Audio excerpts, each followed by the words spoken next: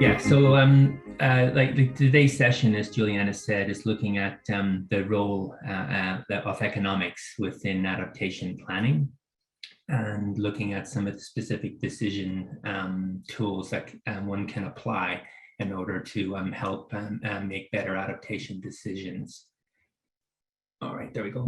Figured out the technology here. The module itself comprises 3 main sessions. Followed by a review of some of the key takeaways or key messages.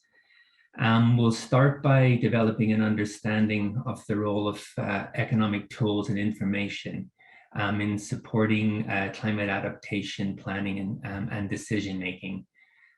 The overall goal of this sort of first session is to set the scene for the subsequent 2 sessions and to build some capacity with the terms and concepts that I'll be throwing at you in these latter 2 sessions.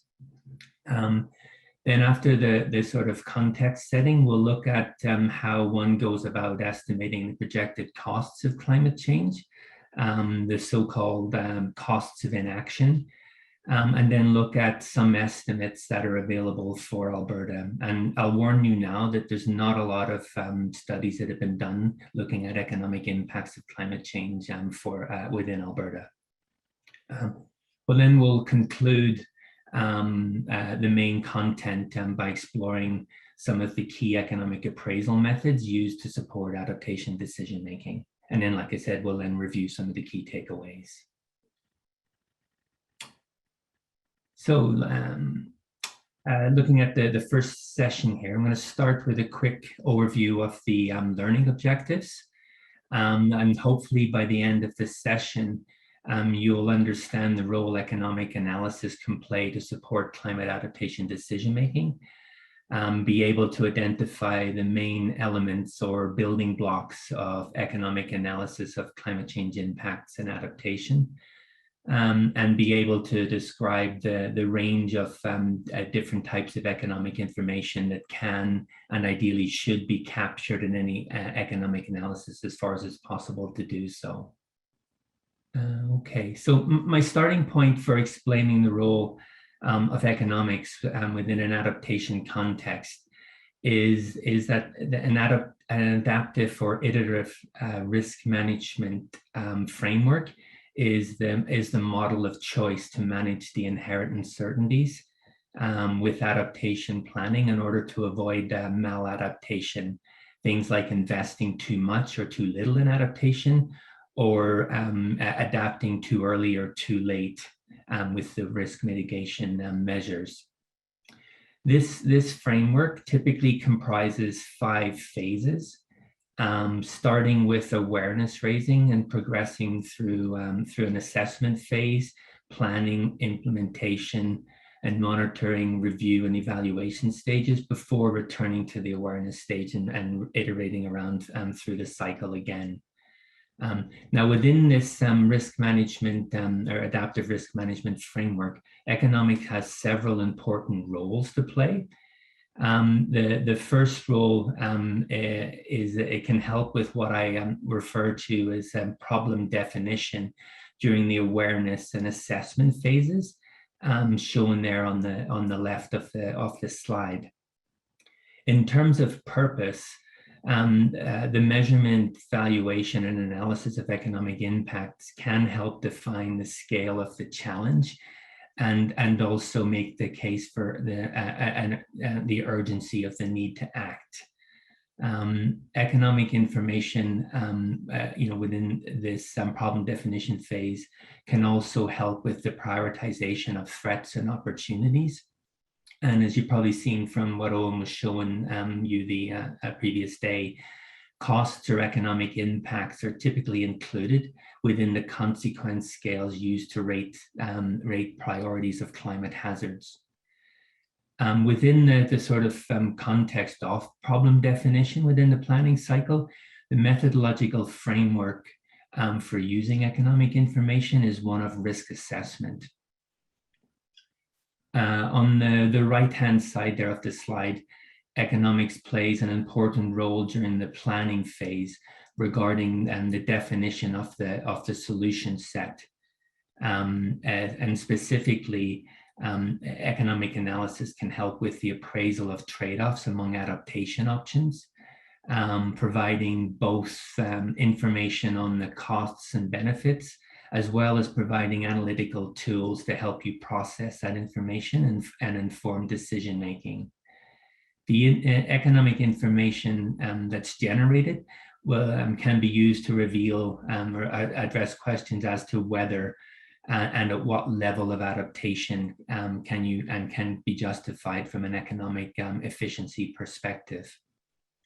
And the information generated as well can also help set priorities across adaptation options. You can rank order the options that are available to mitigate or achieve certain adaptation goals in terms of different economic performance metrics. And during the sort of planning phase, the methodological framing for the use of economic information is one of decision analysis. That's the academic discipline that is the context for economic analysis in planning. So then moving on, when we look at economic analysis in a climate change impacts and adaptation context, it comprises several key building blocks or elements, which the methods that we'll look at later seek to quantify and monetize. So this is where I'm going to start, is by showing you these key elements and describing them. Looking first at the problem definition phase, as part of sort of awareness raising and the assessment phases of the adaptive risk management framework, there are 4 building blocks as shown here on this slide. It's worth noting that the dollar values that you're seeing on this slide are from the National Roundtable on Environment and Economy 2011 study. And this one is looking at property losses from sea level rise and coastal erosion across Canada. So that's where the numbers are coming from. Now, the first building block on the left involves generating estimates of costs or benefits today, like in the recent past. And then looking to the future, the next building blocks involve first quantifying how these costs will change with socioeconomic development and growth. There's going to be more assets, infrastructure, and people exposed. And also there's going to be higher values at risk associated with these increased exposures as we look to the future.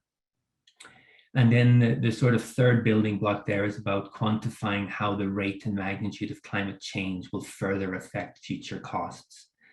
And the last building block there on the right of the slide is a block that involves quantifying the combined effects of projected socioeconomic change and climate change by overlaying future climate on a future society.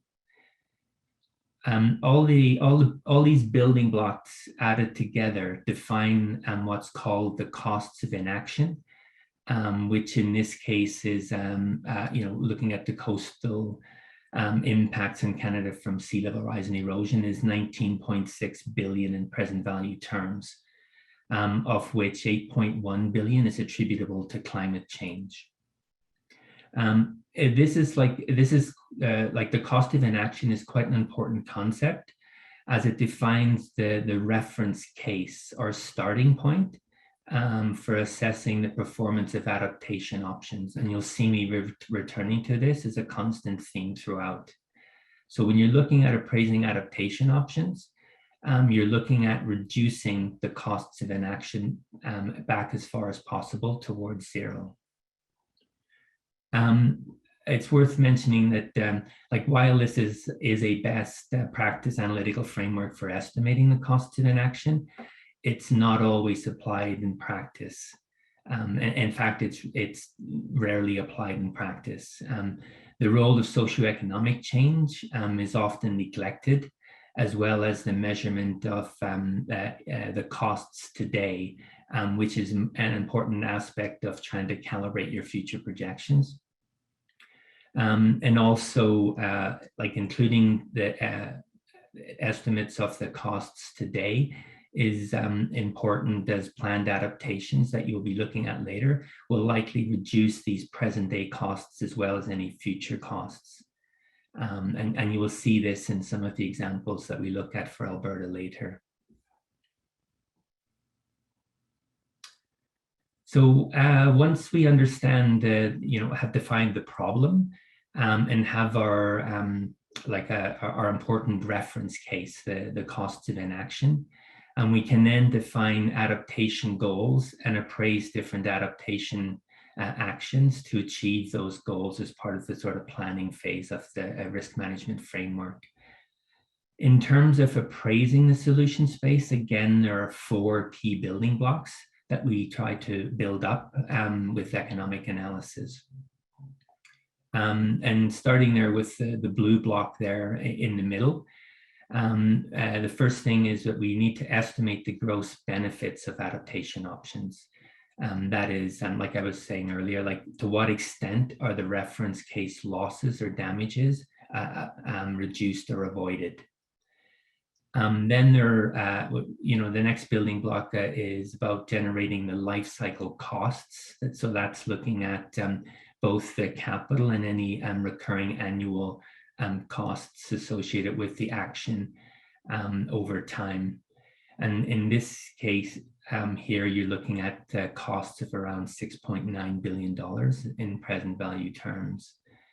And then the sort of third building block there at the upper right-hand corner is about establishing the net benefits of the adaptation options or portfolio of options that you're looking at by basically looking at the difference between the gross benefit estimates and the life cycle cost estimates.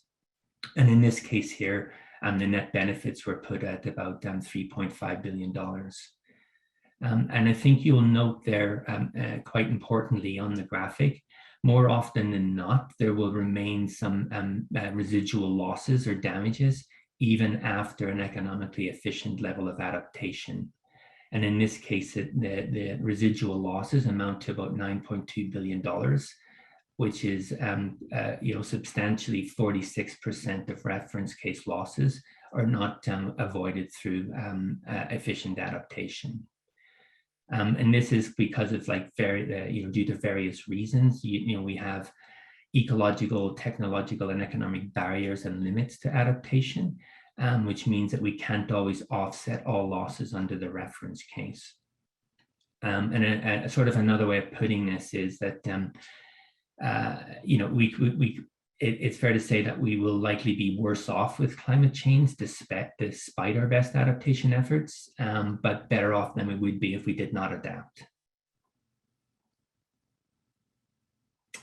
So now that we are familiar with the key building blocks of economic analysis, I just want to look at, well, what does the costs of inaction and the net benefits of adaptation comprise? So what are the types of costs and benefits that we're looking to try and measure? Now there's a vast array of terms used to describe climate change and adaptation costs and benefits. And ideally, in your analysis, you'll want to try and capture all noteworthy economic impacts. But I think that's not always practical to do so because you'll more than likely face some form of budget or information constraint.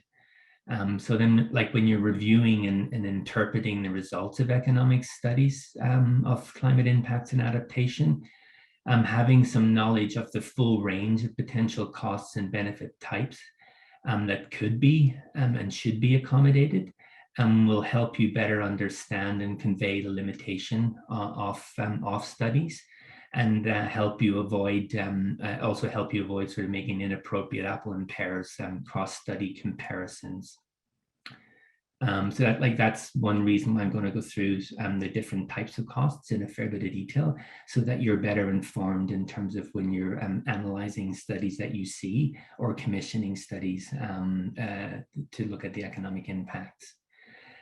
Most studies, like it's fair to say, most studies out there have quite different scopes and assumptions, and which does make these comparisons quite difficult. So it's worth knowing what should be and could be in, and what has been omitted. Looking at the slide now, like as it shows costs, I'm going to be talking in terms of cost, but what I'm saying equally applies to benefits. But costs can be divided along two dimensions. Vertically, in the slide there, we have direct versus indirect impacts. The latter, or the indirect impacts, are our so-called ripple or cascading effects that move along value chains and move out across the wider economy. Looking at the horizontal axis there within the figure, we have our tangible or market impacts versus our intangible or non-market impacts. And I'll explain what these are in the next few slides. The quadrants there on the right-hand side have examples of the different types of benefits that would fall within those, or costs that would fall within those quadrants. So for example, they're looking at the upper right, and you may have an extreme weather event that directly damages, for example, a manufacturing site. And the expenditures to repair or replace damaged assets can typically be readily quantified using observed market prices. These expenditures or costs are an example of direct tangible economic impacts. They can be valued, the impacts is direct consequence of exposure to the climate hazard, and the impacts can be valued using market prices. At the same time, the site may have sustained damage to the point where it has to close during restoration and repairs. And during this period, the business will not be able to produce and sell goods or services. And in turn, this can reduce demand for labor and material inputs to the production process. And these effects will cascade through other businesses throughout the value chain of the affected business, and if large enough, can cascade throughout the economy. And these are examples of what are called indirect tangible impacts. Again, the impacts are observed within market prices and can be valued using market prices, but they are an indirect consequence of the direct damages. And so the tangible impacts, direct and indirect, if they are large enough, they can be reflected in changes to macroeconomic indicators. Things like changes to GDP, changes to employment, changes to household incomes, price inflation, etc. And some studies of climate change impacts will use specific types of economic models that can directly estimate and report changes in projected gross domestic product, for example, that's attributable to climate change. So they avoid taking the sort of bottom-up approach and estimating all the direct and indirect impacts and aggregating them. They go directly to estimating changes to GDP. But as a word of sort of caution here, like as well, you shouldn't add the bottom-up estimates of tangible direct and indirect costs to estimates of GDP or other, actually any other macroeconomic indicators like changes in output, as essentially you'll be double counting because GDP and economic output at a provincial level will capture already all direct and indirect impacts happening across different sectors. So don't add the estimates together. So then, we've got both direct and indirect tangible impacts that are primarily captured in provincial and national economic accounts. But it's worth stressing that these impacts only paint a partial picture of the true costs of climate change, for Albertans. From an economic perspective, what we really want to know is the aggregate welfare losses attributable to climate change. And this includes climate impacts to many things we value as individuals, but that do not have a market price. And these are what referred to as the intangibles, which are shown on the left-hand side of the figure. And, so for example, climate hazards can directly damage natural capital and impair the provision of ecosystem services, can also directly impact human health, resulting in illness, disease, and in some cases, premature loss of life. It's clear that these are not goods and services traded in markets with readily observable market prices. But at the same time, they are effects that you and I and everyone would value and would be willing to pay to avoid. So there's still things that need to be accommodated within the economic analysis. And at the same time as the sort of direct intangible impacts, we can get a range of intangible effects that result from the other impacts within the diagram. For example, chronic mental health disorders or the exacerbation of existing inequalities within society. Those things can cascade from some of the other direct damages and impacts from climate change. And I think, again, it's something to stress here that evidence suggests that these intangible impacts can be quite significant and larger than the conventional market-based costs or the tangible costs. And we'll see this when we look at the city of Edmonton and the public health case examples later on.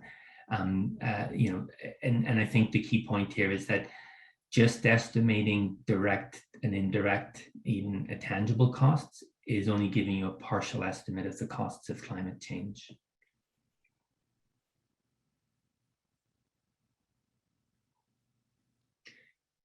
As I was saying there, from an economics perspective, the true costs of climate change is given by the overall welfare losses experienced by society, and that comprises both direct and indirect, and both tangible and intangible economic impacts.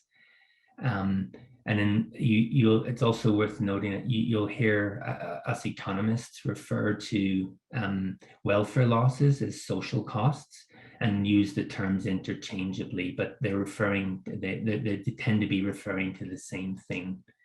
And I think it's also worth noting that while ideally you should be capturing all these impacts, in practice, most studies only capture direct and occasionally indirect tangible and rarely tangible impacts. Most economic studies that are out there are thus incomplete. And it's also no surprise that those studies that capture the full range of potential impacts shown on the slide there are the ones that tend to generate the larger projected cost estimates. And again, as I was just saying, we'll see that come through within the study for the city of Edmonton.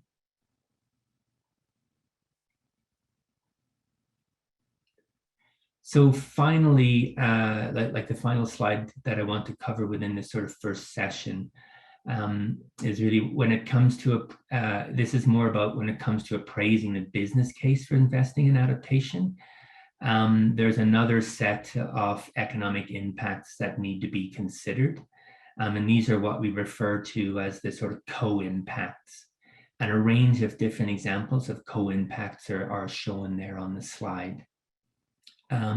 Co-impacts can be positive and they can also be negative. You'll here you'll hear like the positive co-impacts being referred to as co-benefits, and sometimes ancillary benefits or positive externalities. Those are the terms used. The positive externalities is probably something more from like you'll find in academic studies. But and then the sort of negative co-impacts, you'll hear referred to as sort of co-costs or negative externalities. And like as I was saying, there's examples there, primarily co-benefits shown on this slide. And just then, by way of example, if you sort of consider a policymaker that's looking at living roofs or green roofs as an option to mitigate the health effects of heat exposures within an urban environment, the primary adaptation goal here might be to reduce mortality and morbidity related costs attributed to the sort of cooling effect of the living roofs. But it's also worth noting that the roofs also improve water retention and help manage stormwater. They also improve the energy efficiency of buildings, thereby reducing energy costs, and also capture and store carbon, supporting municipal greenhouse gas mitigation goals, as well as provide habitat and ecosystem services, and improve aesthetics and enhance property values. So there's like a large range of co-benefits associated with the use of green roofs to mitigate urban island heat effects, even if the primary goal is solely to reduce the impacts on human health. And those are the sorts of things that when you're appraising adaptation options using economic analysis, those are the sorts of things that you want to try and capture as far as possible. And we'll have an example later illustrating the importance of trying to capture these impacts, because in their absence, sometimes the adaptation options don't pass an economic cost benefit test. And then that's an example with looking at co-benefits, but at the same time, let's say the policymaker could also be looking at increasing the adoption of air conditioning units as another means of addressing urban island heat effects. But in this case, the primary co-impact is negative, increasing energy use and energy bills, and also increasing greenhouse gas emissions. So those are negative aspects or co-impacts associated with the adoption of air conditioning. And like I was saying, best practice economic appraisal of adaptation options would include as many relevant co-benefits and co-costs as possible, which will be dictated by, which in practice will actually be dictated to the extent to which you can actually quantify and monetize those impacts. And again, like I was saying on the previous slide, few economic appraisals will actually include impacts outside the direct life cycle costs and primary benefits to the intended recipients, meaning that they don't provide a complete picture of all relevant benefits, costs, and trade-offs that are important to decision makers. And that's again a similar theme to estimates of the cost of inaction. The studies that are out there tend to be painting an incomplete picture of the true costs and benefits. So just to conclude the session, this first session, I just want to go over some of the key takeaways that I've hoped you've gathered. First one being like economic information and economic tools can usefully support climate adaptation planning and risk management, primarily in terms of informing problem definition and also the definition of the solution set to mitigate risk. And best practice economic analysis of climate impacts and adaptation options comprises 8 building blocks or elements. The first one being the costs of climate-related hazards today, then projected costs with socioeconomic change, third block being projected costs with climate change, then the total cost of inaction, which is also the reference case for adaptation. So those are our 4 building blocks to define the problem at hand. And then when we start moving into the solution space, we have 4 further building blocks: the estimates of the gross benefits of adaptation, estimates of adaptation costs, estimates of the net benefits of adaptation, and then estimates of the residual cost of climate change in situations where there's technological, ecological, or economic barriers to achieving full mitigation. And also it's worth like climate change can give rise to a variety of economic and social costs and benefits that need and ideally should be captured in economic analysis.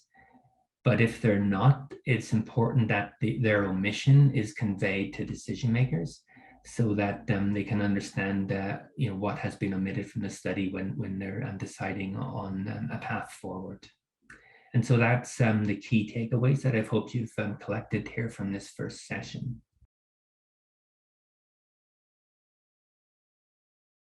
Quite a few people, this is brand new to, but lots of people don't necessarily perform economic analyses, but at least observe and participate in discussions. So hopefully you've at least got some understanding that to build upon and understand what Richard is saying today.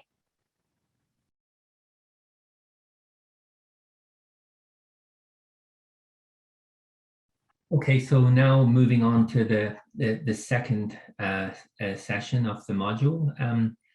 So now that we are familiar with the building blocks of economic analysis and the key costs and benefit terms, we can now turn our attention to how we go about estimating the costs of inaction, which we identified as being an important input to the awareness and assessment phases of the iterative risk management framework.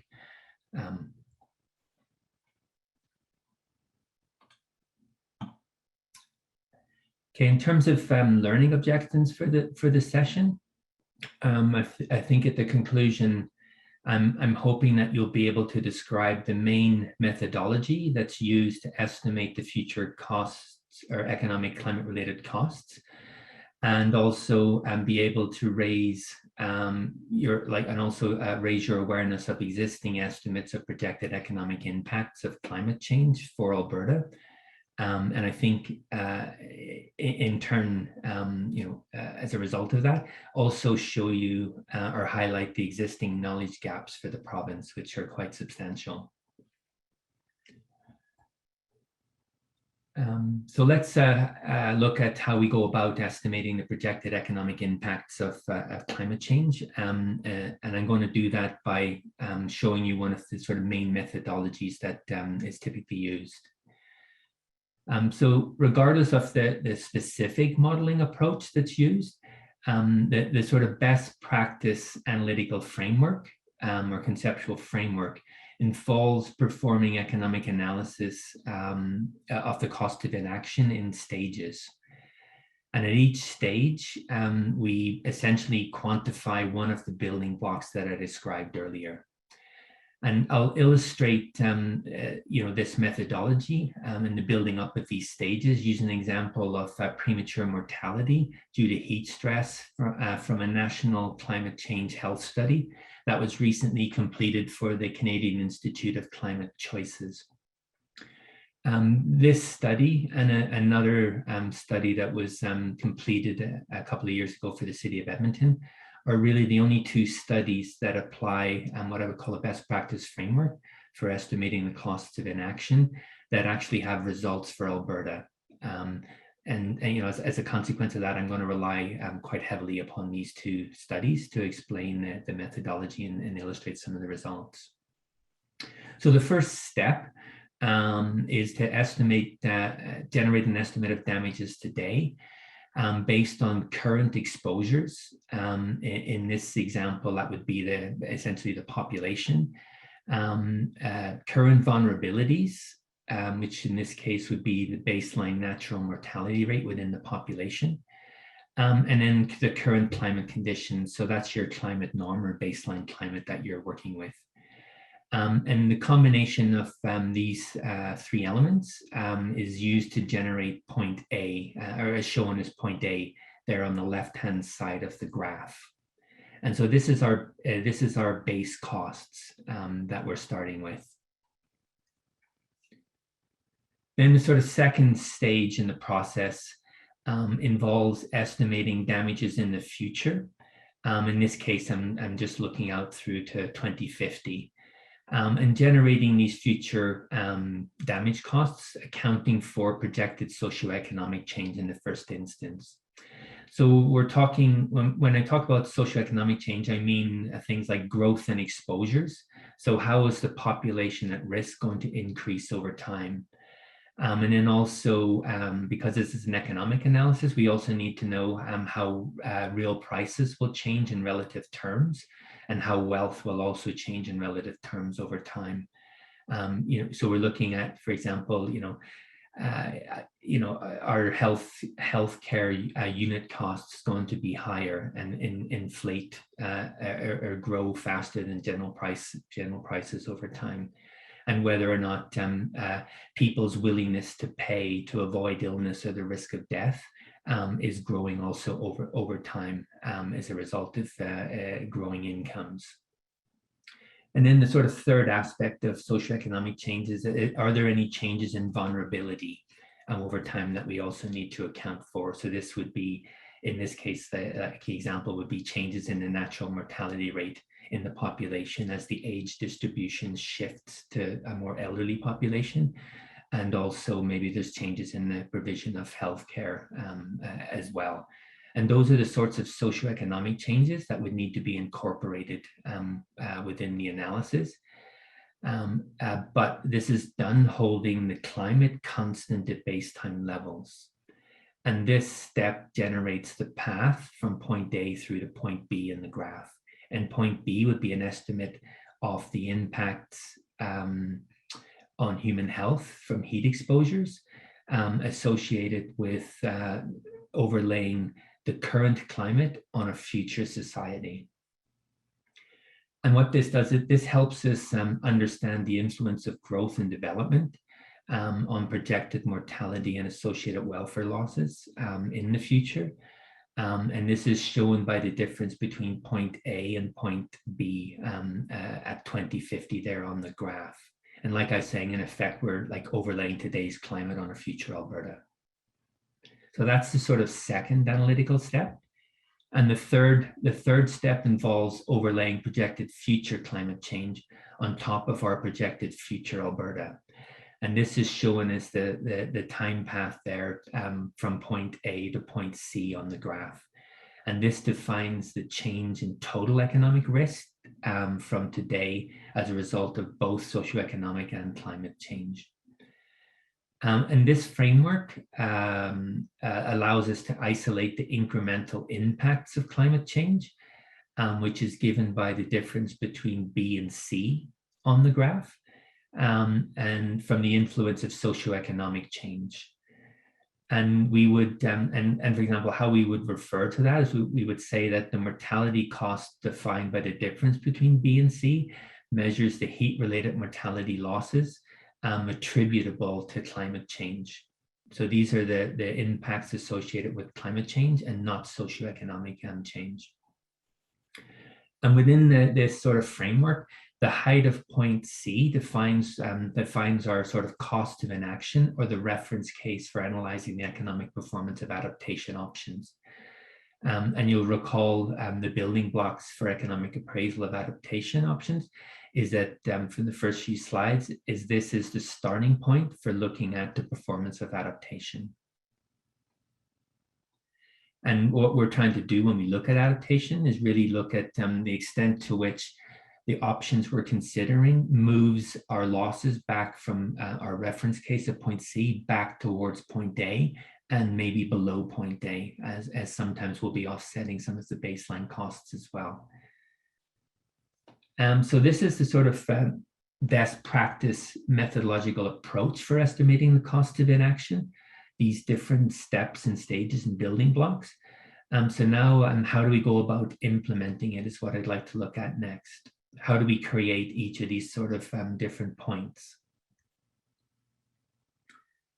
I think it's fair to say, like most sort of national, regional, and local level economic studies use what is referred to as a sort of process-based model, and also sometimes statistical models, which can be used in combination to implement the framework that I just went through in the previous 3 slides.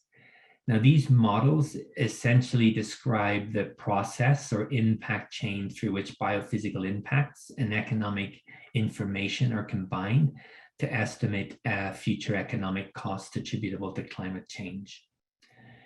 On this slide here, I have an example of the process-based model used in the health study that I was referring to earlier. And it's using exposure response functions generated through epidemiological statistical models to quantify and monetize the future health impacts of climate change. And so it's one of these combination models that looks at combining process-based and statistical models together. And each of these components, as you can see there on the slide, can come from separate independent models and studies, like I was saying, which are then combined for the specific problem at hand. Like that's shown there on the slide. And as you can see there, looking up on the left-hand side there, climate projections from downscaled climate models are combined with socioeconomic data at the top and epidemiological data there on the right. And those different data sets are combined to quantify biophysical impacts there in blue at the center. In this case, mortality and morbidity health outcomes associated with heat exposures. And these biophysical impacts are then combined with economic information on welfare losses associated with death and illness, and also estimates of healthcare costs in order to quantify the future economic impacts of climate-related health effects, which would be your final outcome there in the green box at the bottom. And also, like I was said earlier, like the socioeconomic data that you collect not only helps inform the quantification of biophysical impacts, it also helps inform changes in relative costs and values, which enters into the economic modeling aspect of this framework. In a couple of slides, I'll show you the results from applying this model in Alberta. But this sort of process-based statistical model is the most commonly used framework to estimate the costs of the cost of inaction. As I was saying there on the previous slide, the model there uses exposure response functions, which are taken from epidemiological studies in order to link changes in climate to changes in morbidity, mortality outcomes of interest as a result of exposure to temperatures. And what I've got here on this slide is an example of one of these exposure response functions for excess deaths for the city of Edmonton as a function of mean daily summer temperature above a threshold of 17.5 degrees Celsius there shown on the horizontal axis. And below, you might be wondering why there's no impacts out to the left of that threshold, and that's because below that temperature, there was no sort of observed excess mortality in the population in Edmonton from exposure to heat events. But as you can see there, as you move out to the right and temperatures go above this sort of comfort threshold, we get an increase in the mortality rate within Edmontonians. So like looking at the sort of red function there in the middle, if mean daily temperature, summer temperatures in Edmonton increase by 3.5 degrees, for example, This function is suggesting that we can anticipate an extra 3 to 4 deaths per 100,000 people from heat stress in Edmonton, all else being equal. And as shown on the previous slide, this function is combined with projections of mean summer temps for Edmonton and projections of future population in order to estimate excess heat-related deaths for the city. And so this is just an illustration of like how a statistical model of heat exposures can be then integrated within the sort of process-based modeling. In sort of general terms, then, most exposure response functions, or the the analogous, which you might be more familiar with, the dose response or damage functions, all relate a climate variable of interest to a specific biophysical impact of interest. And this biophysical impact is subsequently monetized in a separate process. But in a few rare cases, sometimes these functions relate the climate variable directly to monetary damages. And this tends to be the case for things like depth damage functions with respect to flooding analysis, and also some specific agricultural models that relate land values to specific climate variables. But all of these are statistically estimated and are a crucial input to modeling future impacts of climate change. So now that I've sort of described at a fairly high level there the main economic models that are used to estimate the cost of inaction, I now want to look at some estimated climate-related costs that have been generated for Alberta.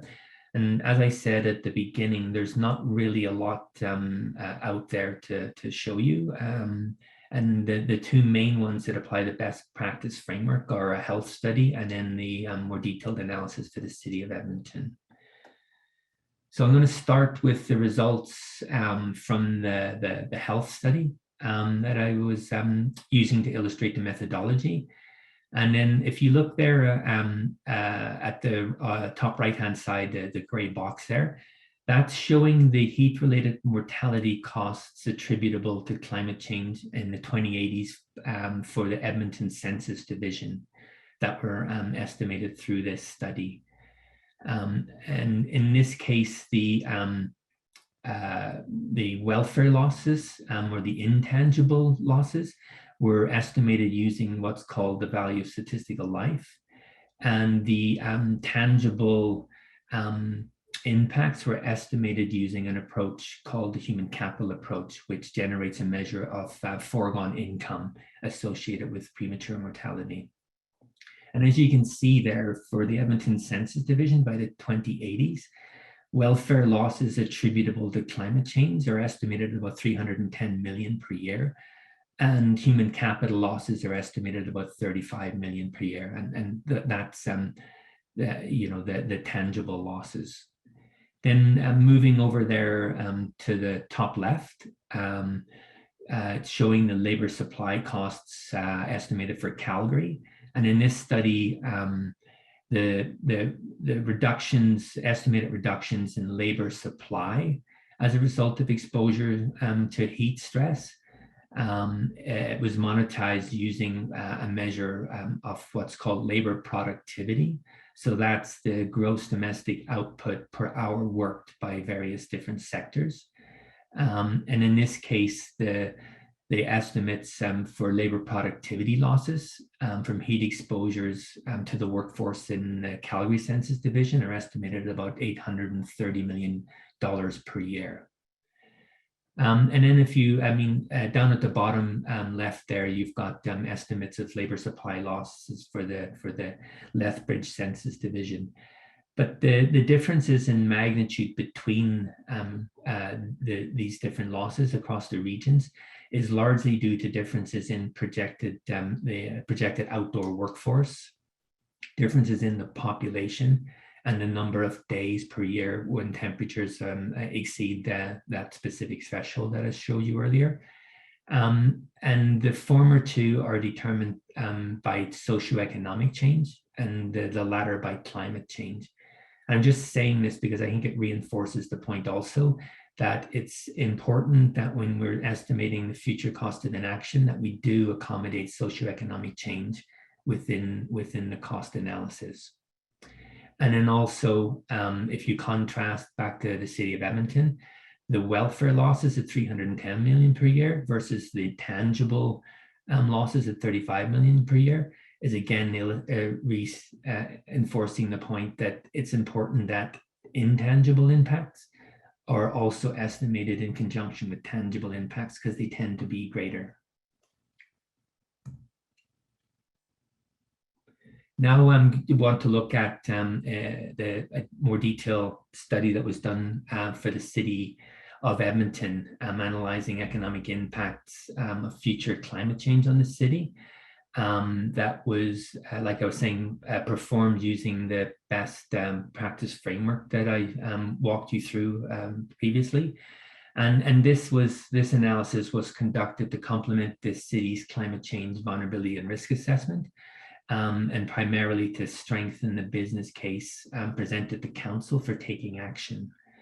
The figure itself on the slide is showing the estimated aggregate overall damage function that was estimated for the city, relating incremental social costs there on the vertical axis to changes in mean annual temperature on the horizontal axis, and changes relative to the 1981-2010 baseline.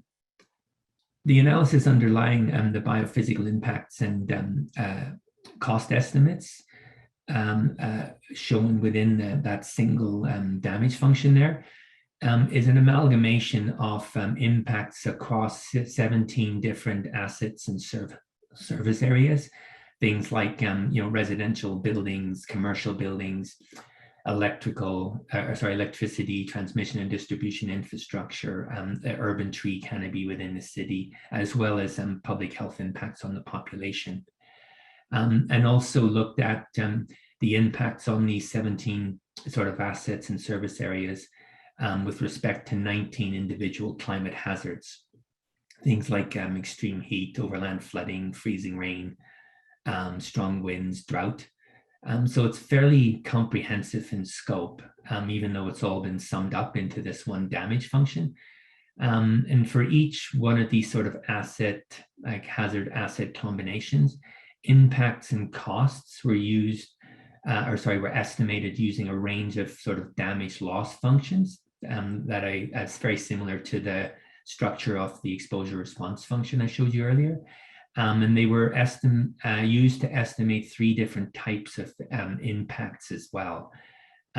First, direct damages to assets and people. So that's like the cost of repairing, electrical infrastructure that might be damaged by a freezing rain event. Then also included within the damage function there are indirect service losses. So these would be the loss of income from having to temporarily close a business damaged by overland flooding, for example. And then also a third category was also quantified, and that's what we refer to as direct service losses. So this is where you've got a climate hazard that disrupts service provision from an asset, but not necessarily damaging that asset. So that's things like, for example, disruption to transport services from a heavy snow event. So not only is this study looking at 17 assets and service exposures, 19 different hazards, but also considering three different pathways through which economic impacts may materialize. So it's fairly comprehensive in scope.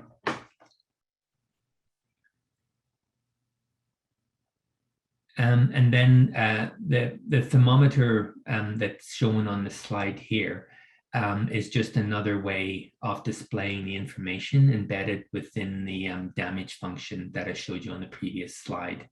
And this is actually the thermometer that was used as part of the presentation to council. What it's showing is the extent to which social costs on the left-hand side and GDP losses on the right-hand side are projected to change or increase within the city as it warms in 1 degree increments from the baseline or climate norm. So for example, there, like under RCP 8.5 by the 2080s, the projected mean annual temperature change for Edmonton is just under 6 degrees Celsius. And this level of warming is projected to result in social cost of close to $12 billion annually, and GDP losses close to $4 billion annually by the 2080s. And these, I mean, I think it's fair to say that these are quite substantial losses. And they are also, if you were to compare these results with cost of inaction estimates that are available for a few other cities within Canada, you'll see that they're substantially higher. And that is, again, going back to the fact that the scope is more comprehensive. And also within the analysis, you're including socioeconomic growth as well, which will expand the exposures and value at risk. And I think it's worth saying that within the costs and benefits chapter of the recently released national issues volume of the national assessment, it found that the economic impacts of climate change for Canada are overwhelmingly negative. But it also, given that the scope of most studies, given the sort of narrow scope of most studies, I think that this Edmonton analysis that I'm just showing here helps illustrate and reinforce another conclusion from the chapter. In that the existing estimates of projected economic impacts that are available for Canada and Alberta are likely very conservative. I think it's fair to say that the costs are much higher than some of the current studies are suggesting.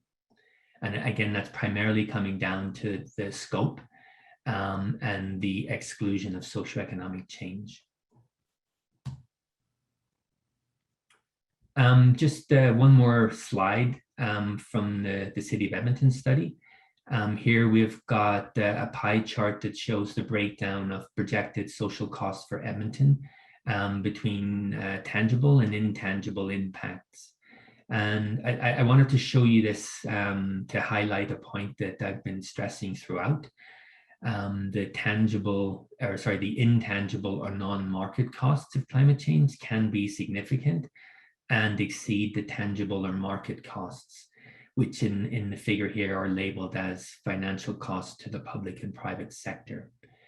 In this case, in the case of Edmonton here, 56% of projected social costs by the 2080s are attributable to impacts upon human health, damages to the urban tree canopy, and loss of ecosystem services from damage to terrestrial and aquatic habitats.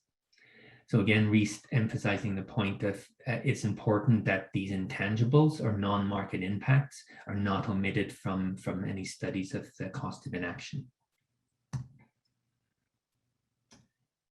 So I'll wrap up this second session here by highlighting just a few other results that are available for Alberta, or with some results for Alberta, not studies necessarily done for Alberta, that have estimates of the costs of inaction. And the studies that are available with results for Alberta are in forestry and agriculture. So looking there at the top left, the study on forestry, it was a national study that had some results available for Alberta.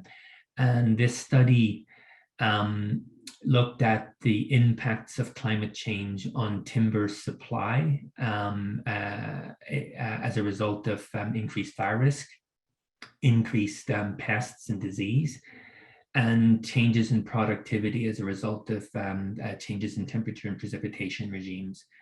And it modeled these impacts within what's called a computable general equilibrium model. It's a form of macroeconomic model that would look at feedbacks and changes in prices and also trade effects across the provinces, but also internationally.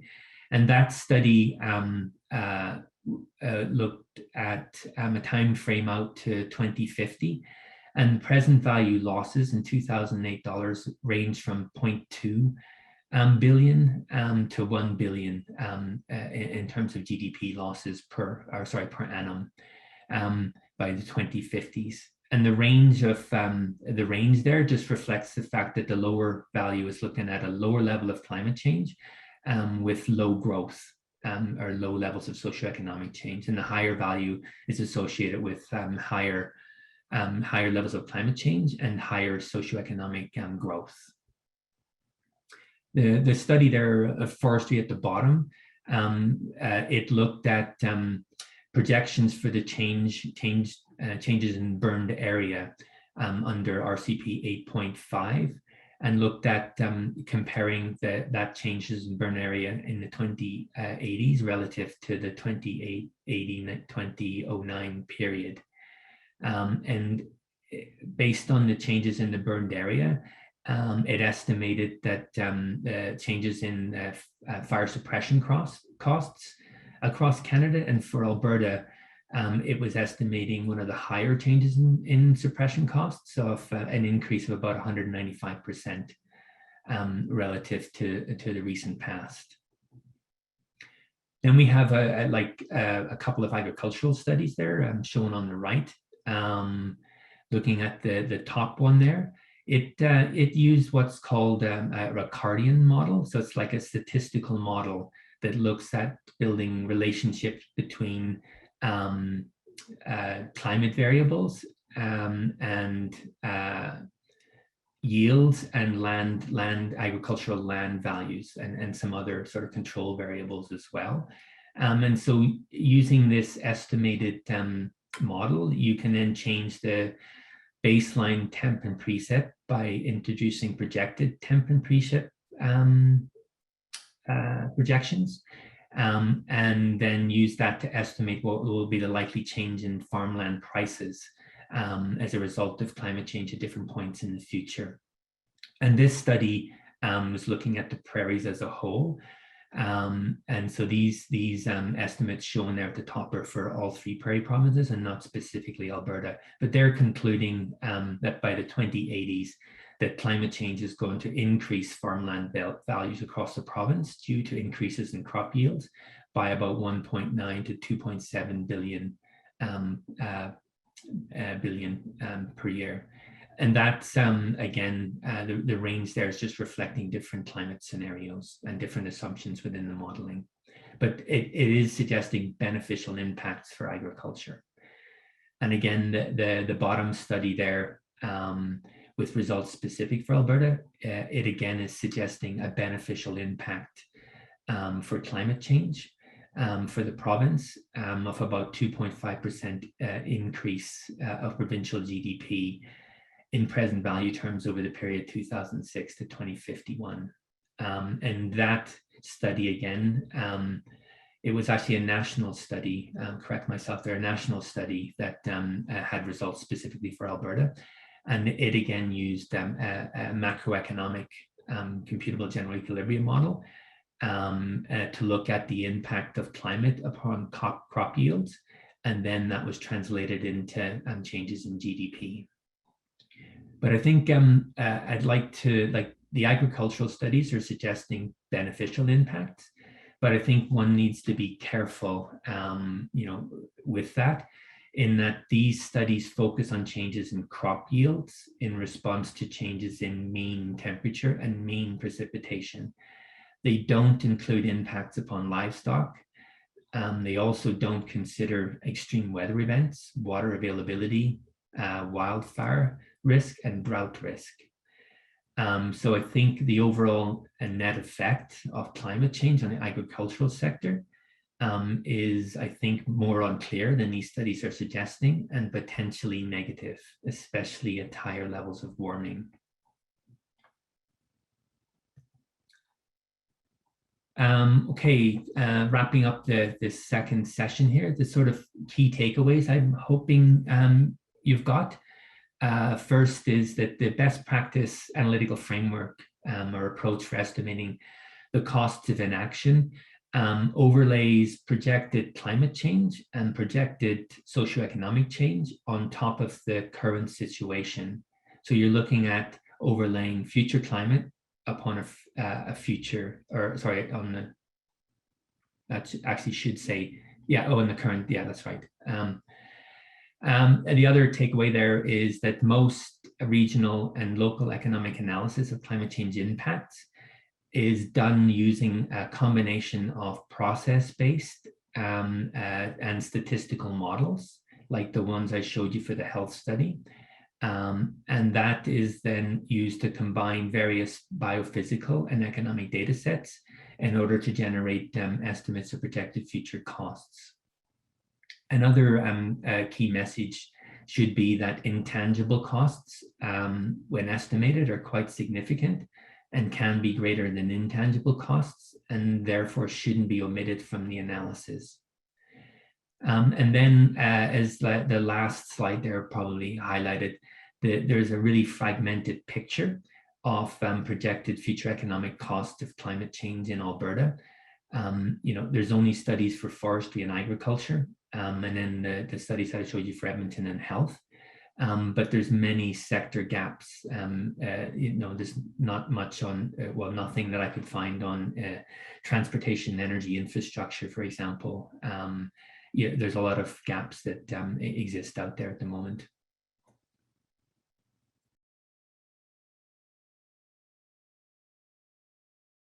We're just trying to get an idea from you folks. Richard talked a little bit about the biggest cost of inaction. So we'd like to get an idea of what, in your opinion, are the biggest costs of inaction.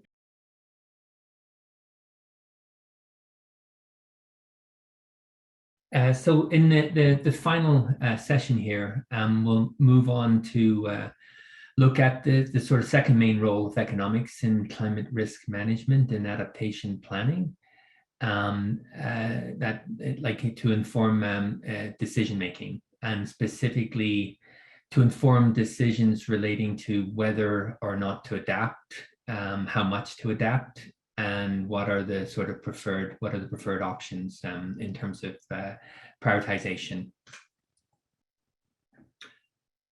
So the goals of this session are to help you identify and contrast the three traditional economic decision support tools used to appraise adaptation options, to explain why uncertainty and evaluation of intangible impacts are two of the key challenges for the economic analysis of adaptation, and to illustrate how dynamic adaptation pathways can be used to avoid maladaptation when making decisions due to the uncertainty that's present. So we'll look at one specific method to deal with uncertainty in decision making.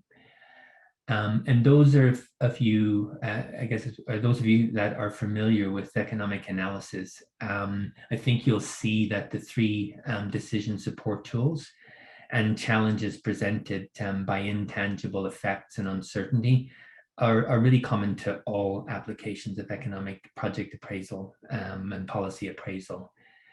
Particularly within environmental context. They're not specific to adaptation. The only thing I would say is that managing uncertainty is slightly more challenging in a climate change context. But on the plus side, there are certainly some excellent emerging approaches to help you deal with uncertainty within your analysis. So I think hopefully you will see that really uncertainty about future outcomes should not really be a roadblock to further action on adaptation.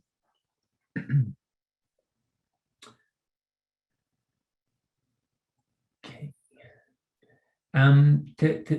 To start with here, I would like to try and put economic analysis within a sort of broader context of the range of criteria decision makers typically consider when allocating resources to climate action. And based on like a literature review, these are the sort of main criteria that come up that are shown here on this slide. And this is going to go to one of the questions that we had earlier in terms of different things that you consider beyond purely economic metrics. So at the sort of the two higher level criteria of interest are clearly the adaptation outcomes or the benefits, which are on the right there. And then also inputs to the inputs required in order to achieve those outcomes, and that's basically our costs on the left. On the cost side, it's not really sufficient to solely consider capital and annual recurring costs. One should also consider the ease to which the actions can be implemented in practice.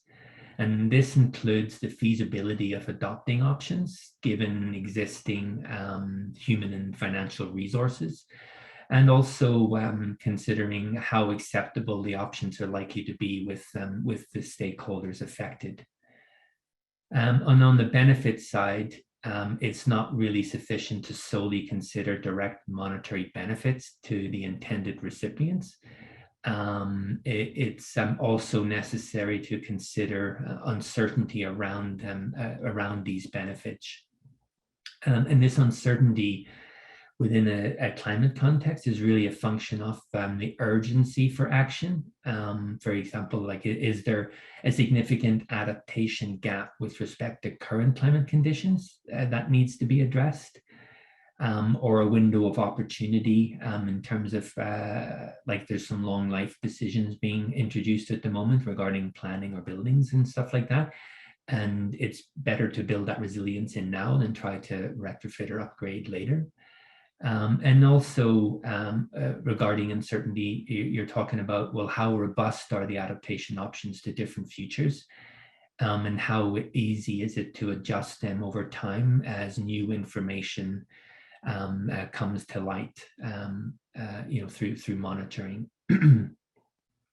Regarding both the cost and benefit side, the inputs and outputs, it's also important to consider both positive and negative co-impacts. Going back to one of my slides within the first session there, and also looking at the equitable or the sort of equity side of things, or like the justness of adaptation in terms of the distribution of benefits and costs, to different members of society that are affected. And looking at this full set of criteria, the only criteria that in theory cannot be included within like a cost benefit analysis really relates to the ease of adoption. There are methodologies that are available that would allow you to integrate equity, allow you to accommodate uncertainty, and allow you to capture the negative and positive co-impacts. Though I think it's definitely fair to say that in practice, these additional elements are not often integrated within the cost-benefit analysis. So most of the studies would just tend to focus on direct costs and direct primary benefits.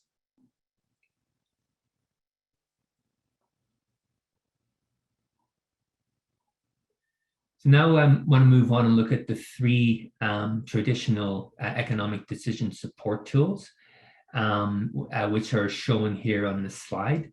And these are the tools that are most often used within a climate, well, essentially any form of economic analysis, and also within analysis of climate adaptation actions.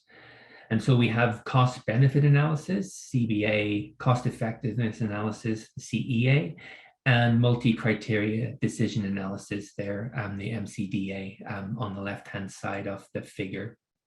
So looking at cost benefit analysis, really what it's trying to do, or what you're trying to do, is you're trying to quantify and monetize all costs and benefits of climate change to society.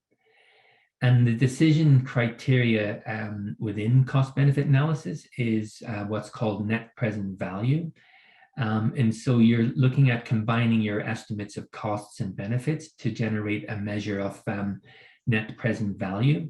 And then actions that have a net present value that's greater than zero are essentially increasing social welfare, depending on what you've included within your cost and benefit estimates. And then the sort of option with the highest net present value across a portfolio of potential options would be the preferred option purely from an economic perspective. Cost effectiveness analysis. Here you're comparing costs against some measure of the effectiveness of the options in reducing risk.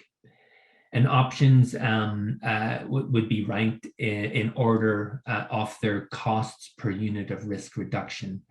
And in this case, you would be selecting like the preferred option would be the one that had the lowest cost per unit of risk reduction.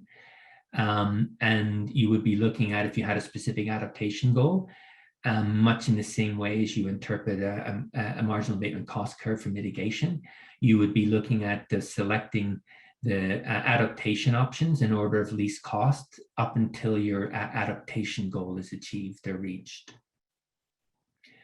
Like multi-criteria decision analysis. Here you're really looking at using a multi-metric approach to evaluate the performance of the different adaptation options under consideration. And here, this would be one method for definitely including all of the decision criteria that I showed you on the previous slide, including criteria relating to the ease of options. And here the performance of the options are scored against criteria, and then those criteria are weighted. And then an overall sort of weighted total score is calculated. And within that, you're looking at trying to select the option with the highest total score would be the preferred option. And so that's a sort of like summary of what the methods do and what the main decision criteria are. So then just look at some of the, the main sort of limitations or weaknesses in the approaches. With the cost-benefit analysis, it requires monetization of all costs and benefits, and that can be quite difficult, especially when you're looking at some of the intangible or non-market impacts, and also when you're looking at adaptation options that involve policy measures where you're having to estimate behavioral responses of individuals. And in terms of treating uncertainty, it's really only in terms of if you've got probability estimates available, you're looking at, you can calculate an expected value. And as I was saying, the benefit measure with cost-benefit analysis is expressed in dollar terms. And in terms of complexity, relative to the other ones, it's more like it's medium complexity or effort in terms of trying to perform. Looking at cost effectiveness analysis, it's really most useful when the primary benefit metric cannot be expressed in monetary terms. And therefore it's not possible to use cost benefit analysis. But it's worth saying that cost effectiveness analysis can really only be used to compare options in relation to a single benefit metric. For example, options that are looking at managing water supply shortages, where the benefit metric can be expressed in terms of cubic meters of potable water supply. As a result, it's generally not possible to appraise options that address impacts across different sectors, because you do require that single metric. And then also, another limitation with CEA is that it cannot be used to determine whether an option is worth doing. It's not like cost-benefit analysis where anything with an NPV over zero increases or improves social welfare. You can't conclude that from CEA. So the sort of starting premise with using CEA is that a decision has already been taken that the outcome of that the outcome to be achieved has already been justified and is worthy of pursuing. And in terms of dealing with uncertainty, CEA again requires probability estimates and works with expected values. Multi-criteria analysis is, like I say, it's most useful when it's difficult to assign monetary values to the primary benefit of interest, and also when it's not possible to quantify some of the outcomes, because you can use qualitative methods. And as CEA, even if you can't monetize the benefits, you still need to quantify them in physical terms. Main concerns with MCDA are its subjective nature, because the scoring and weighting, you're relying on the subjective judgment or input elicited from experts or stakeholders. In terms of dealing with uncertainty, again, it's basically qualitative and subjective. But it does accommodate both economic, quantitative, or qualitative metrics, which gives it a little bit more of an expanded scope or leeway than the other two economic methods. It's also can be like a lower level of effort and less complex than CEA or CBA. Like if you're doing a risk assessment and you're using consequence scales, that's a form of, to score risks, and also using 3-point or 5-point scoring system to rank the performance of adaptation options. That's an example of a multi-criteria type approach that's relatively low in terms of complexity and effort.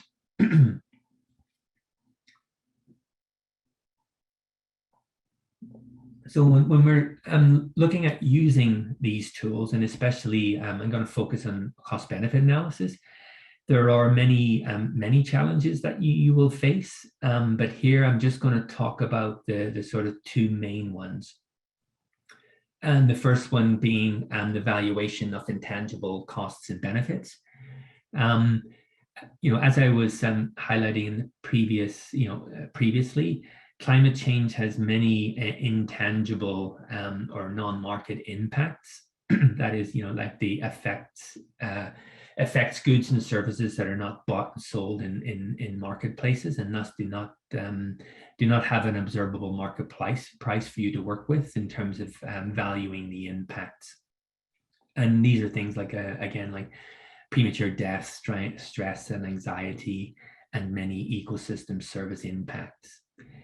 And this is a challenge for economic appraisal in terms of, well, how do we capture these non-market impacts in monetary terms so that they can be included, within the decision calculus of cost-benefit analysis.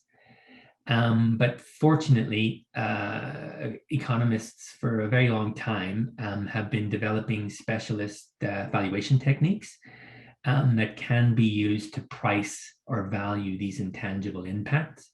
And these methods are summarized here on the slide, fall into two categories in the top green boxes. On the left-hand side, we have the so-called revealed preference methods. And these essentially use existing markets as surrogates for the intangible impact that we're interested in trying to value. And so, for example, we can use what's called hedonic pricing, hedonic pricing methods, to identify the price premium paid in property transactions, for example, and the premium paid in property transactions for aesthetic co-benefits of green roofs. Or we can use hedonic pricing to identify the wage premium paid in labor markets necessary for workers to accept higher levels of risk and injury on the job. And these estimates of the wage premiums are what is used to generate measures of the value of statistical life, which I briefly said earlier is what's used to measure the welfare effects of premature death. So then on the right-hand side here, we have the so-called stated preference approaches. And these are essentially, and with these, you essentially, as an analyst, create a hypothetical market for people using the various different survey tools or instruments.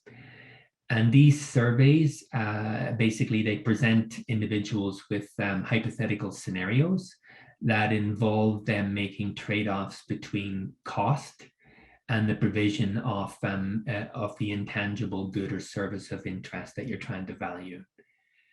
The responses of participants to these surveys are then subsequently analyzed using range of statistical methods in order to determine the monetary value of the change in the intangible effect of interest.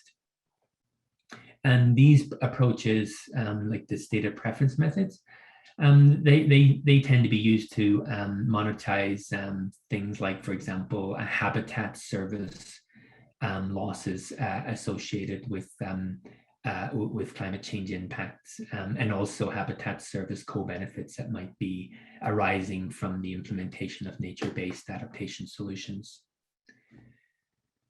And then it's, I think the main thing to stress is that these studies, they're quite academic and resource intensive and take a while to implement. So they tend to be prohibitive in nature, especially as as part of a study that's looking at valuing the benefits as part of an overall analysis of a range of options for an adaptation planning exercise. But fortunately, there is a process out there referred to as benefit transfer at the bottom there of the graph, which basically provides a much more cost-effective practical option for valuing these non-market impacts when the other options are essentially cost or resource prohibitive. And with the benefit transfer, how it works is that the results from other revealed preference or stated preference studies at other locations to the one that you're working with are essentially adjusted in various ways when necessary, and then used within the sort of economic analysis of adaptation options that you're performing. But with this sort of benefit transfer approach, when you're taking estimates from previous studies and using them in your current study, there are, the potential for making pretty big errors is definitely there and high. And as a result of this potential, and I think fortunately there are several guidelines out there, or best practice guidelines for how you go about performing benefit transfer, that all designed to help practitioners minimize the transfer errors and to come up with as reliable benefit transfer estimates as possible.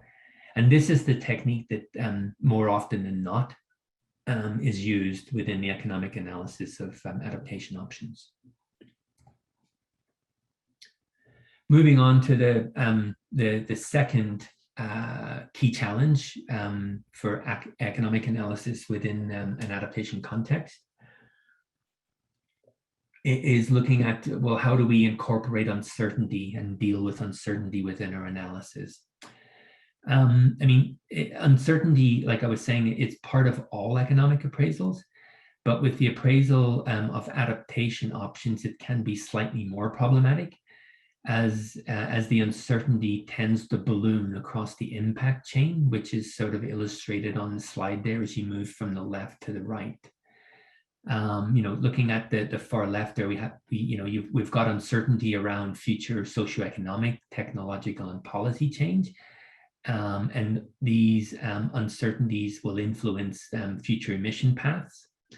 And then moving off to the right there, you're going to have uncertainty that's also surrounds the downscaling of the climate change model projections for use at a local, a regional or local scale, all the way through to uncertainty over the the costs and the efficacy of the adaptation options under consideration. And also with regards to uncertainty, in some cases, you're looking at climate impacts and adaptation decisions that have lifetimes of 50, 75 plus years, depending on what you're looking at. And this span, you're spanning several generations, with the adaptation outcomes. And it's difficult, I think it's difficult to predict what will happen next year or even 5 years out, and never mind trying to predict what's going to happen 50 years out. But at the same time, we still make investment decisions every day, using a range of different methods to highlight the impacts of uncertainty upon these decisions. And like some of these methods, that are available include the expected value analysis, scenario analysis, and sensitivity analysis. These are all common tools used within economic analysis, irrespective of whether it's a climate adaptation context or you're looking at any sort of project or policy. But fortunately, on the the adaptation side, in addition to these existing tools, which are used in a range of different contexts, we also have a range of different innovative approaches that are emerging to support adaptation decision-making within the context of economic analysis. And that's where I'm going to turn my attention to next. So the first thing to note is that the nature of uncertainties will influence the choice of the economic decision support tool. And I'm going to try and illustrate this in the next couple of slides. So, thinking about that previous slide with the ballooning uncertainties, I think we can delineate these uncertainties between uncertainty regarding the magnitude of the problem at hand, which is really about the level of climate risk that we're going to face in the future. And this is shown here on this matrix on the left-hand side. And then we also have uncertainty regarding the performance of the adaptation solution set that we're looking at. And this is shown here on the horizontal axis at the bottom of the matrix. And in both cases, the uncertainties can range from low to very high. And you'll hear sometimes very high uncertainty within an adaptation context referred to as a deep uncertainty. And when uncertainties regarding both future risks and adaptation options is low, or can be characterized as low, we're looking at the sort of bottom left-hand quadrant there of the matrix. And then it's generally okay to use the sort of traditional tools that I was talking about earlier, like cost-benefit analysis, cost-effectiveness analysis, or MCDA, and because these can essentially be used to identify the optimal solution today, and then given given a sort of relatively certain view of the near future. So in the absence of higher levels of uncertainty, these techniques, they're okay to use these methods during your economic appraisal. And these will tend to work best, or this situation will tend to apply mostly to sort of short-lived decisions, no regret type actions that primarily address the current adaptation deficit. So you're looking at using cost-benefit CEA and MCDA in contexts where you're relatively certain about the future outcomes. It's not dependent upon how the climate evolves. And that means you're probably looking at actions that are addressing, are going to generate benefits today by reducing existing risks under current climate conditions. Now, when uncertainty regarding the future is high, but low regarding the performance of the adaptation options, then you could be considering using techniques that are called, fall within the camp of robust analysis. And these methods, they use quantitative models or what's called scenario generators to evaluate how different adaptation options perform under a large ensemble of future scenarios. Each scenario reflecting plausible different sort of future climate and socioeconomic conditions. And the goal with the robust analysis is to identify those options, as the term implies, that are most robust to many different futures. That is really like you're looking at what options, or you're looking at options that are not necessarily optimal, but rather looking at options that are good enough and minimize potential negative outcomes across all potential futures. So it's a way of minimizing the possibility for maladaptation.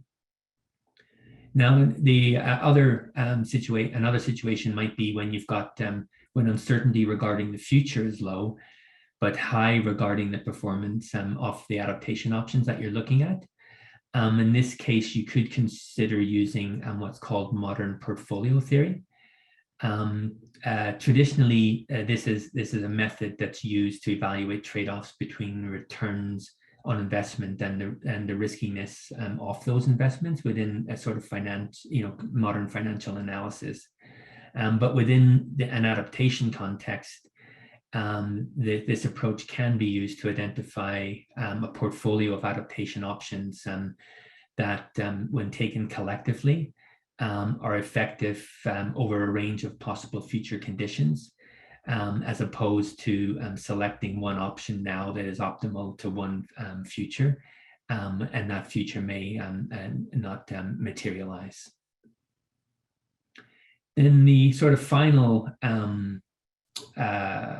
approach here is really applicable when you have a situation where both uncertainties regarding the adaptation outcomes and future climate risk are uncertain.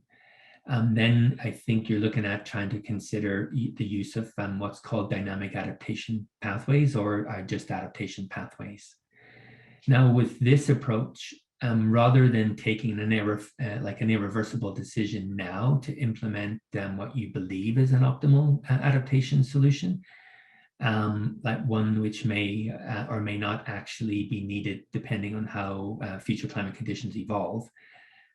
This method encourages you to adopt a flexible strategy. And by that, I mean that where the adaptation decisions are made over time, and the strategy itself is adjusted as new relevant information becomes available. And then additional options, with this approach, additional options can be either brought forward or delayed to a later date, or modified depending on the future conditions as they evolve. So that's the sort of that robust methods, the adaptive management or dynamic adaptation pathways, and portfolio management. Those are new approaches that are emerging within the literature to sort of manage uncertainty when it comes to the evaluation or economic evaluation of adaptation options. There is unfortunately no examples that we could find during the national assessment of their application within Canada. Most applications at the moment are within Europe and other international or other countries. So now I'll attempt to spend a little bit more time looking at dynamic adaptation pathways, and I'll try and illustrate how the concept works, and do so drawing upon some work that's being done looking at adaptation pathways for achieving a select adaptation goal within Edmonton's adaptation plan, including using adaptation pathways to help mitigate urban island heat effects, and also using them to sort of help make the city's buildings and facilities more climate resilient. And I don't know if some of you might be aware, but in 2020, Infrastructure Canada published projections for changes in climate design standards. which is shown here on the vertical axis there on the figure that's within the on the slide, as a function of changes in mean global temperature, which is reflected indirectly within the time frame across the bottom axis there on the graph. And this graph is showing you the projections for the city of Edmonton for a 1 in 50 year 24-hour rainfall event design standard. And so it's showing you how under different RCPs, how that design standard is projected to change from the current standard as a function of different levels of global warming. And those different levels of global warming occur at different points in the future as you move from left to right.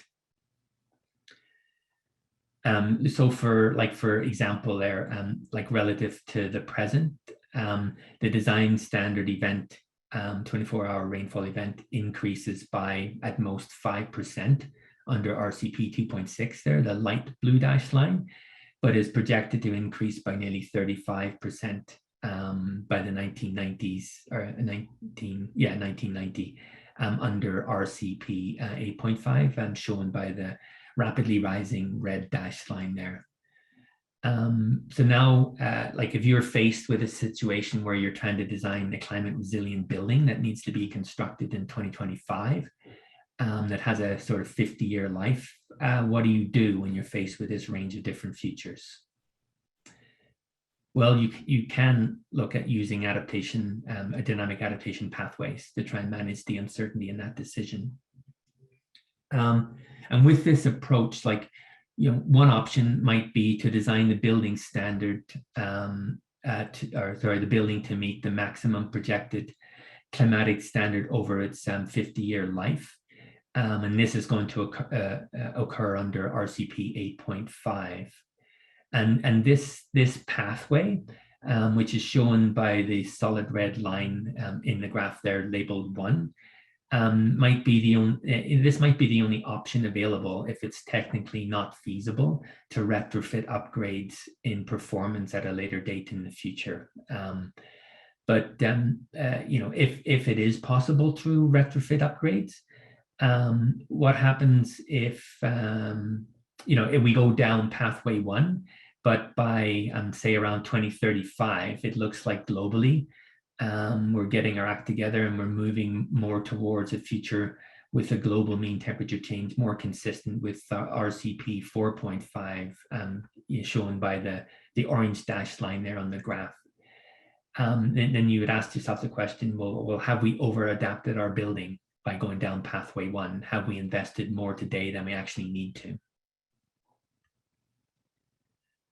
So another strategy then might be to design the building standard to at least achieve changes in the design standard event projected under RCP 4.5,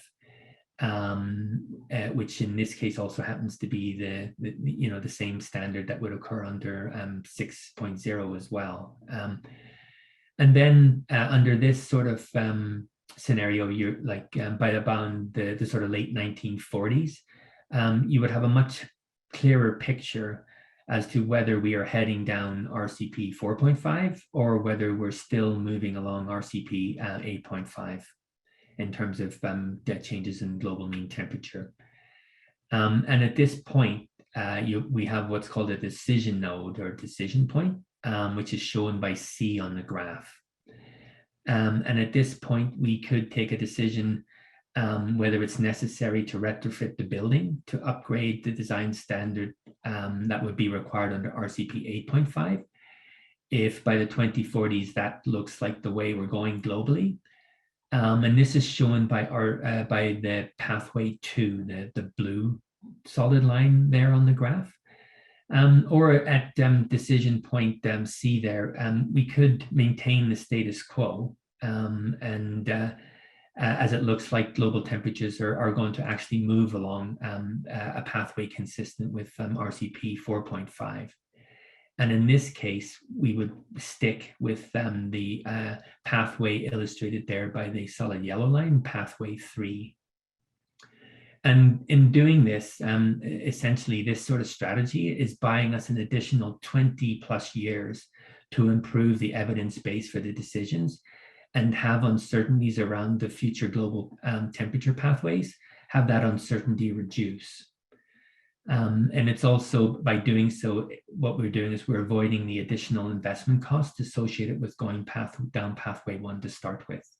Because it would not be necessary if ultimately we needed to go down, ultimately pathway 3 was okay. So in this final slide here, I've got the sort of 7 potential pathways are illustrated along with 3 different decision nodes, A, B, and C, that occur at different points in time. And this example is really just illustrating the concept of dynamic adaptation pathways and how they can be used to make sequential decisions over time and therefore avoid maladaptation in the present. And with these pathways, once the individual measures needed to achieve the projected design standards along each one of them has been defined and relevant costs and benefits estimated, then the optimal pathway to start with today can then be identified using cost-benefit analysis or CEA or MCDA. And as a decision node is approached as we move through time, basically the analysis can be redone at that point to identify the new optimal pathway to take as you approach the different decision nodes, and then so on as you move through time. And that's, these slides are trying to illustrate how adaptation pathways can be used to manage uncertainty around future climate conditions. And like I was saying, there's no examples of these pathways or some of these other methods been applied within Canada, although they are being worked up within the city of Edmonton at the moment. So the last thing that I want to do is see what the available studies, the economic studies of adaptation options in Canada can tell us about the business case for adaptation. And like I have been emphasizing throughout, that the lack of studies in Alberta means that basically you have to look for across the rest of Canada for any evidence of economic performance. So the slide that this slide here is looking at a sample of 60 cost-benefit analyses that were performed or that were analyzed for the National Assessment Report, and really only the timber study there in brown included Alberta. The rest of them were not did not include Alberta. The graph on the slide is showing the estimated benefit cost ratio, which is one metric of economic performance in addition to net present value. And this is essentially the ratio of the present value benefits divided by the present value costs. And the slide is showing this benefit cost ratio for these 60 projects. The height of the bar on the slide is showing the size of the benefit cost ratio. And as you can see by the label there across the top, most of these projects are to mitigate coastal flood and erosion risk in Atlantic Canada and coastal Quebec. There's a few other studies in other sectors like human health and low water levels in the water sector. A benefit cost ratio greater than 1 means that the benefits are greater than the costs. So you're generating more benefits than it's costing you to generate. And that benefit cost ratio threshold is shown by the solid black line at the bottom of the figure. And so the main points to note here are that the benefits of action to adapt to climate change generally exceed the costs, and sometimes significantly when you're looking out to the projects there on the left. So, and this is suggesting that there's a reasonable business case for proactive investment in adaptation in these examples across Canada. 75% of the projects have a benefit cost ratio greater than 1, and they're therefore improving social welfare. Now, for half of the projects assessed, $1 invested in adaptation is generating $1.5 in benefits. That's really looking at the sort of median. And then if we kind of ignore the really skewed nature of this sample of projects, looking at the average, every dollar invested in adaptation generates about $5 to $6 in benefits. And these numbers are pretty consistent with international experience with economic analysis of adaptation options. Now, the final slide, or the slide here, is categorizing the same 60 adaptation projects by 4 types of action shown in the label there across the top. These types of action include soft policy options, like strategic retreat, zoning restrictions, and enhanced pest control within the forestry sector, for example. Also soft engineering options, including things like the constructing of wetlands and beach nourishment for coastal flood risk and erosion mitigation. And then hard engineered actions includes things like dikes and seawalls. And then there's the yellow bars there, which is the combination actions. And again, looking at this slide here, I think the main point to note is that investing $1 in soft measures generates $10 to $11 in benefits on average, while investing $1 in hard measures generates $3 in benefits on average. And why do the softer measures perform better? I think looking at some of the studies, it's primarily because they have much lower capital costs and also offer similar level of risk reductions, but more co-benefits. And then the final slide for today's module that I want to look at is going back to the health study that we looked at previously. And on this slide, we have the results of a cost-benefit analysis for one adaptation strategy to combat the health effects of urban island heat stress. And like I say, this is from that national health study that I mentioned earlier. And shown on the graph here is the results for a few provinces, including Alberta. Now, the cost-benefit analysis that was performed looked at adopting green roofs for around 50% of sustainable or suitable buildings within each of the provinces, adopting green roofs by 1985. So it's kind of like a simulation scenario, assuming that 50% of these buildings adopt the green roofs. And this scenario has annualized life cycle costs of about 16.4 billion nationally and 2.4 billion for Alberta.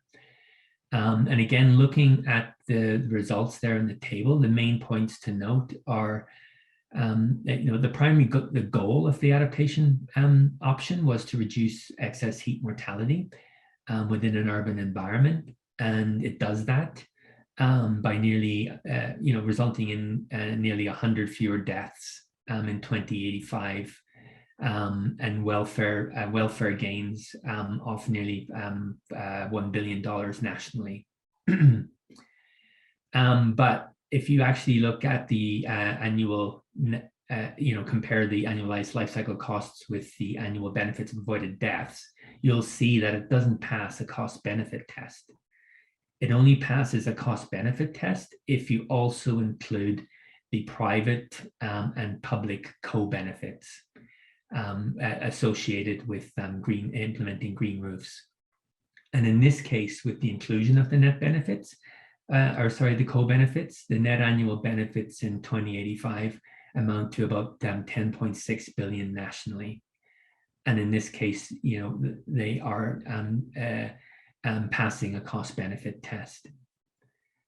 And again, this is going back to points I've been stressing throughout, that the inclusion of public and private co-benefits in this case is crucial to the analysis.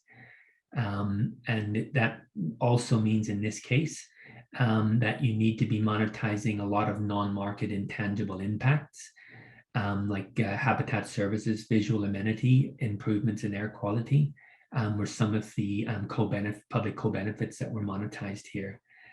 And monetizing these co-benefits is crucial, again, to the economic case for green roofs in abating urban island heat effects. Oh, and just finally, just mention that this, like I was saying, this study was all performed using benefit transfer methods. So finally, the key takeaways from this session. Many decision criteria and trade-offs. There are many key decision criteria and trade-offs when it comes to appraising adaptation options.